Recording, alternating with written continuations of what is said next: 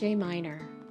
My goodness, it is so hard to know how to thank someone who's had such tremendous impact on DePaul Treatment Centers. Jay has been on our board for over 13 years and at one point served as our board chair. Jay's responsible for me coming to DePaul Treatment Centers, and Jay has been the driving force behind the work we're doing today to find and locate a new site for DePaul Treatment Centers. Jay, thank you for your leadership and your years of service.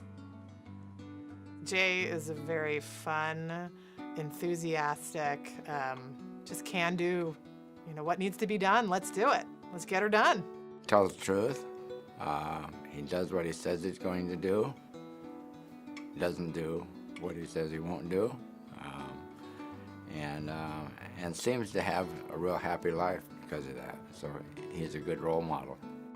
As a husband, Jay is, after 41 years, tolerant to a point, supportive, and loyal to a fault, and very, very family-oriented. He would do anything for family.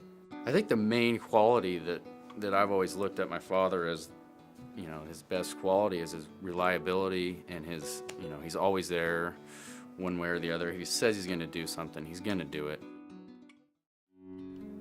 Our first indication that we had teenagers with a problem was one of our sons, Christopher, who was enjoying alcohol, but we were advised by the high school to bite the bullet and call Ann Miller of Minor Miracle. So we did that, and the journey began. It was a tough road. We all took the pledge, Jay, myself, and Christopher, to remain chemically free for life, I guess, and that was 21 years ago. And Ann was tough. She, this was in 1995 or so, and she looked at Duff and myself, and she knew Christopher's behavior, and he was in the room, and as I recall, our youngest daughter was there too, and maybe our other son. But she looked at us and says, you basically got to have a drug and alcohol-free house, to help Chris, to help yourselves. And then, as I recall, she pointed the finger at me. We've had similar stories of, he says too, the first time he started drinking, he thought, oh, I do this different than everyone else. And that's the same thing I thought. I was like, oh wow, I think I approached this a little bit different than everybody else. Of course, the perception of an alcoholic is somebody that can't hold their job, and is falling down drunk all the time.